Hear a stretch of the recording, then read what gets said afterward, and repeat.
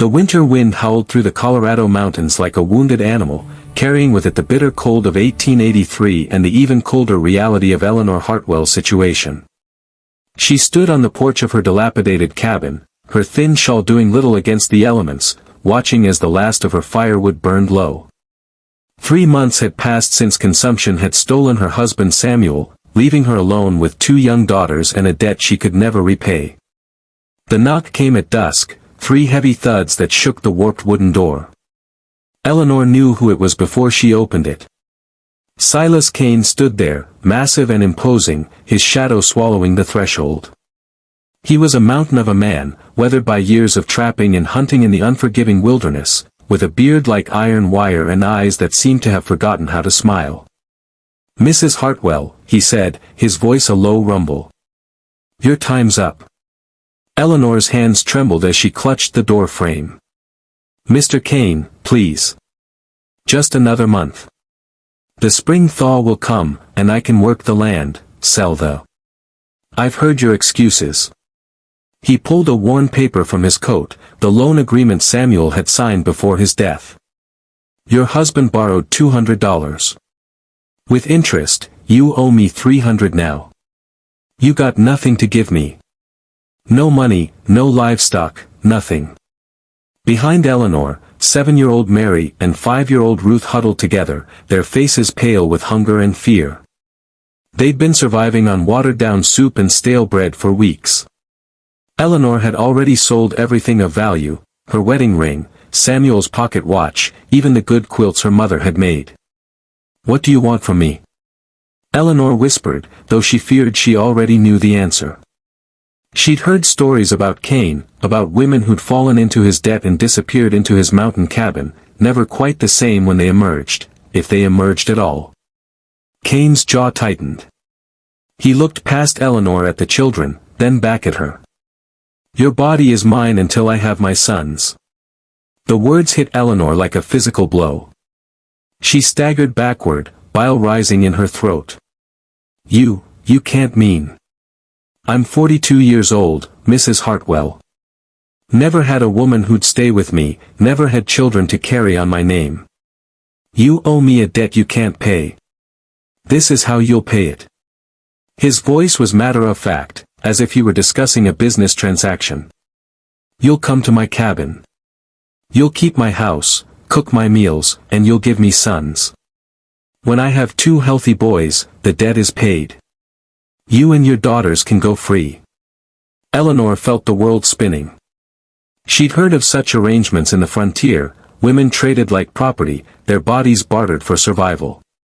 But hearing it spoken so plainly, directed at her.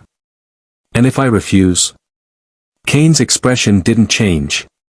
"Then I take this cabin. It's collateral on the loan. You and those girls will be on the street in the dead of winter. How long do you think you'll last?" Eleanor looked back at Mary and Ruth, their thin faces watching her with complete trust, believing their mother could fix anything. She thought of Samuel, of the life they'd planned, of the dreams that had died with him in that blood-soaked bed. She thought of her own parents, buried in graves back east, and how they'd raised her to be strong, to survive no matter what. "How do I know you'll keep your word?" she asked quietly. "I'm a lot of things, Mrs. Hartwell, but I'm not a liar. 2 sons, and you're free. I'll put it in writing."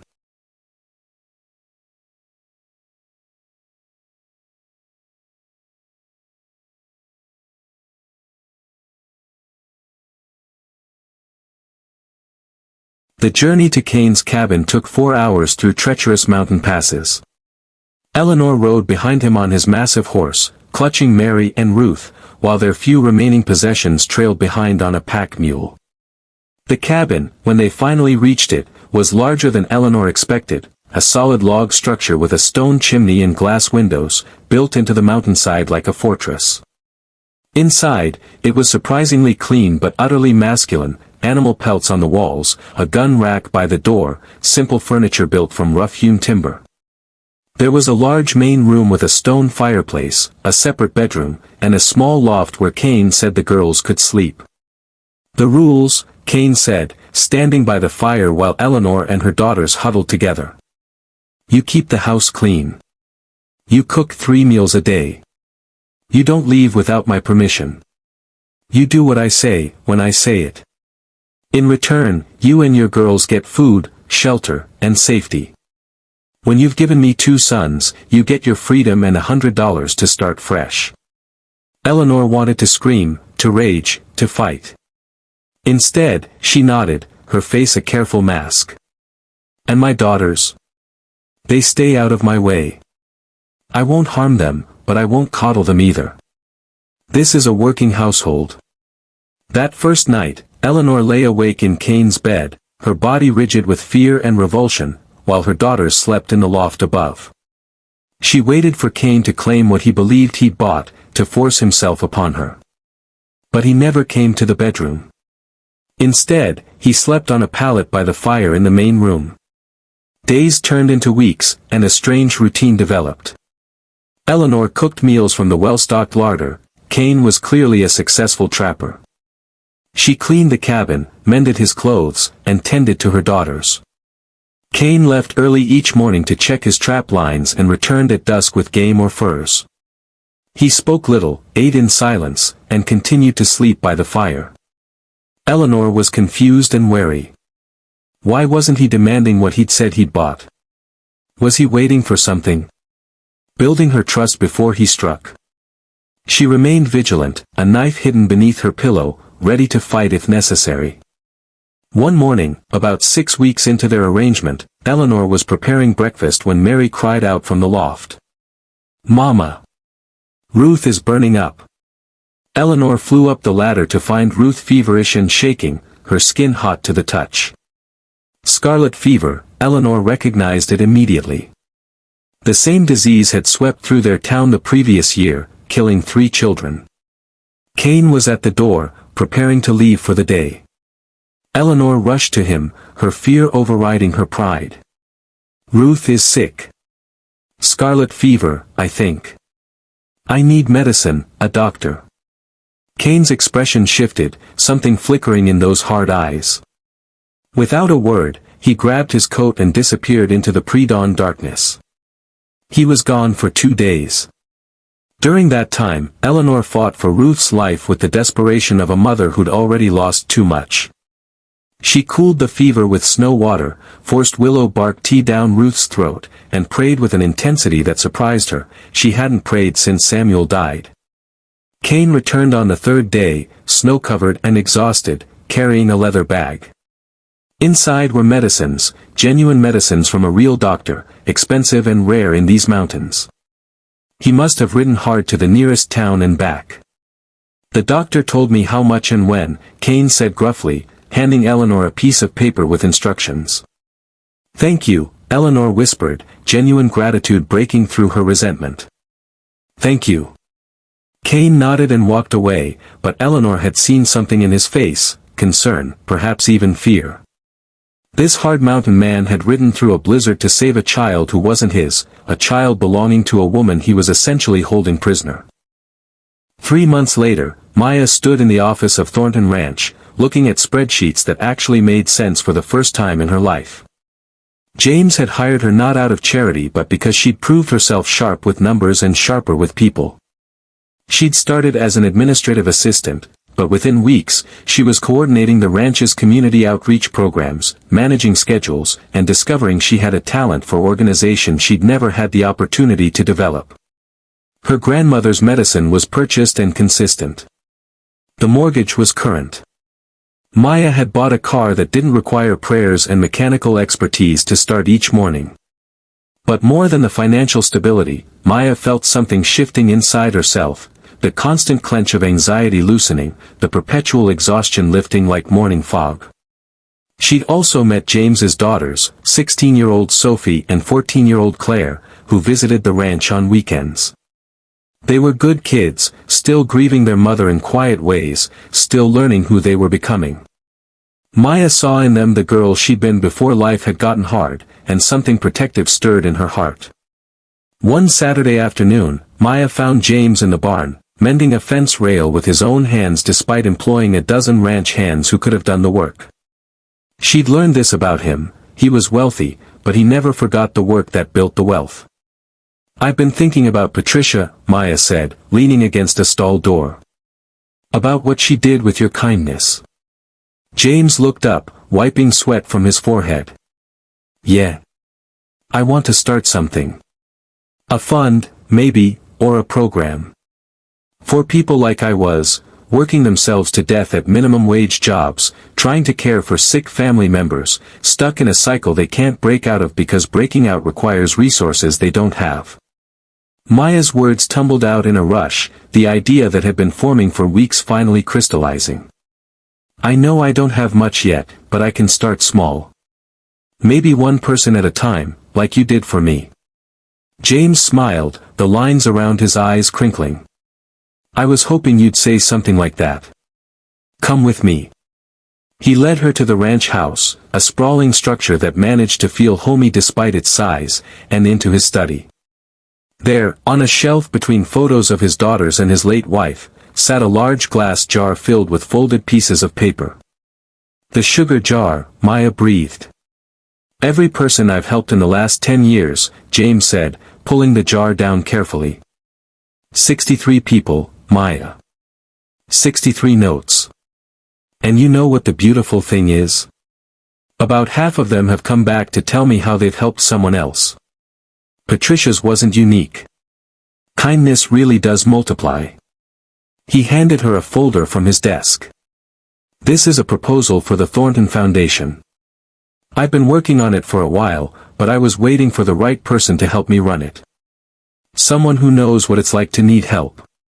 Someone who understands dignity and desperation. Someone like you." Maya opened the folder with trembling hands. Inside was a complete business plan for a charitable foundation focused on providing emergency financial assistance to working families in crisis. The initial funding, $2 million. "James, I don't have experience with this kind of thing." "Neither did I when I started," James interrupted gently. "But I learned. And you'll learn. And more importantly, you'll do it with heart, which is more valuable than any MBA." He paused, his voice softening. "You don't have to say yes right now. Think about it." "But Maya, I've watched you these past 3 months. You're not just good at this work. You're exceptional. And you have something I can never have. You remember what it felt like to be on the other side of that counter, hoping for a miracle." That night, Maya sat with her grandmother at the kitchen table, the same table where she'd opened that life-changing envelope. Elena's health had improved remarkably with proper medication and regular doctor visits, the constant pain easing from her eyes. "Nai, Maya said, using the Mandarin word for grandmother, "do you remember when you used to tell me that we didn't need much, just enough?" Elena smiled, her weathered hand covering Maya's smooth one. "I remember. It's what my mother told me. I think I'm learning that enough isn't just about having what you need. It's about being able to give what others need." Maya pulled out the sugar jar proposal. "Someone gave me more than enough. Now I want to help make sure other people have enough too."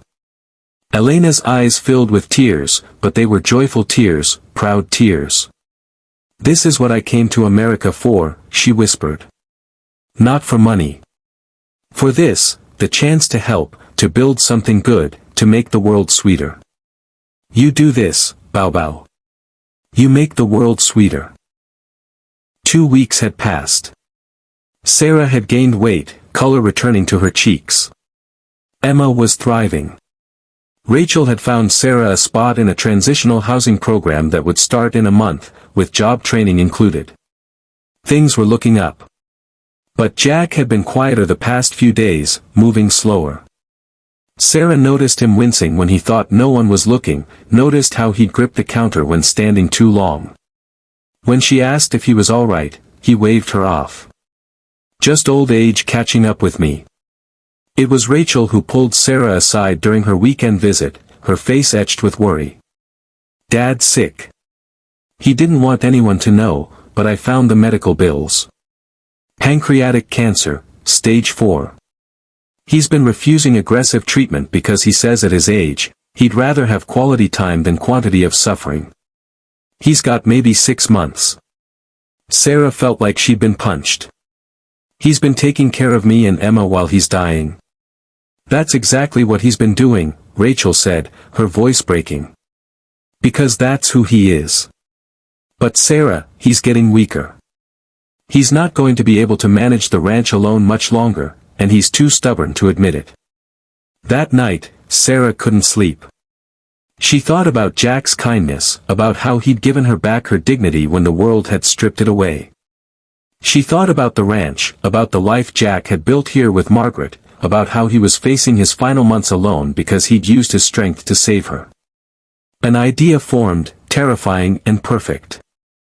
The next morning, Sarah found Jack in the barn, moving hay bales with obvious difficulty.